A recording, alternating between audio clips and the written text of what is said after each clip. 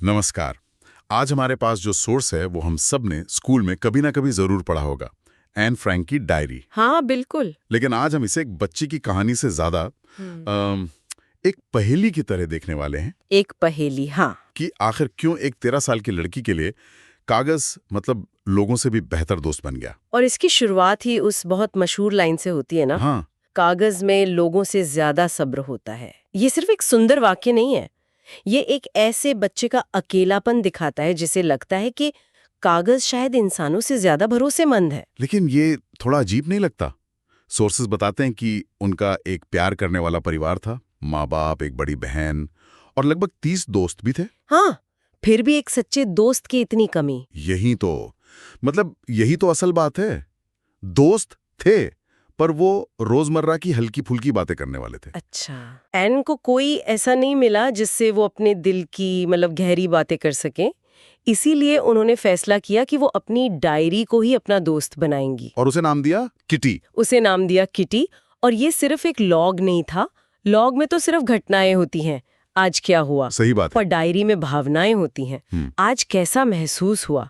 और एन के लिए दूसरा वाला ज्यादा जरूरी था। पर क्या एक डायरी सच में एक दोस्त की जगह ले सकती है, या वो उस अकेलेपन को और भी गहरा कर देती है? क्योंकि जवाब तो नहीं मिलता ना।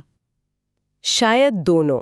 एक तरफ अकेलापन और महसूस होता है, लेकिन दूसरी तरफ बिना किसी डर के खुद को जाहिर करने की पूरी आजादी मिलती है।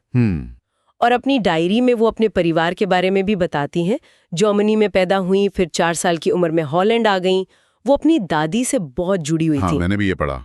और उनकी मौत के बाद भी अपने जन्मदिन पे उनके लिए एक अलग मोमबत्ती जलाती थी।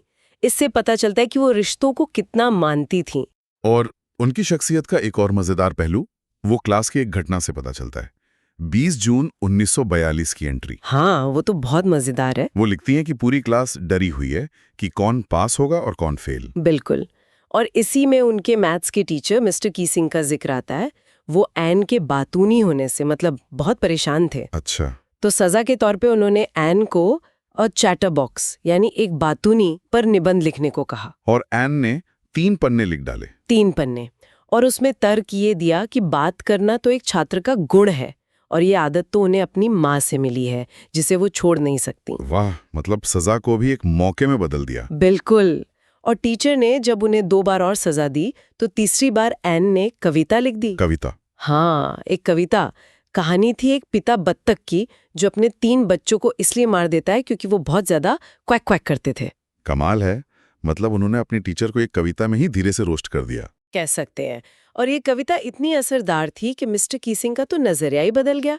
वो खुद क्लास में चुटकुले सुनाने लगे और एन को बात करने की छूट दे दी। ये तो गजब की हाजिर जवाबी है। तो असल में एन की डायरी सिर्फ अकेलेपन का इलाज नहीं थी, वो उनका एक तरह का हथियार थी। अपनी बुद्धि से उन्होंने न सिर्फ टीचर का दिल जीता, बल्कि अपनी पहचान बनाई। तो मतलब किटी सिर्फ एक डायरी नहीं थी, वो एन की आवाज थी, उनकी आजादी थी। सही कहा। और ये हमें एक दिलचस्प सवाल पर छोड़ जाता है। हमने डायरी और लॉग के फर्क को समझा। हाँ। डायरी निजी भावनाओं के लिए होती है, पर जब किसी की निजी डायरी, जैसे एन फ्रैंक की, बाद में एक इतना बड़ा ऐतिहासिक दस्तावेज बन जाए, तो क्या उसकी पहचान बदल जाती है?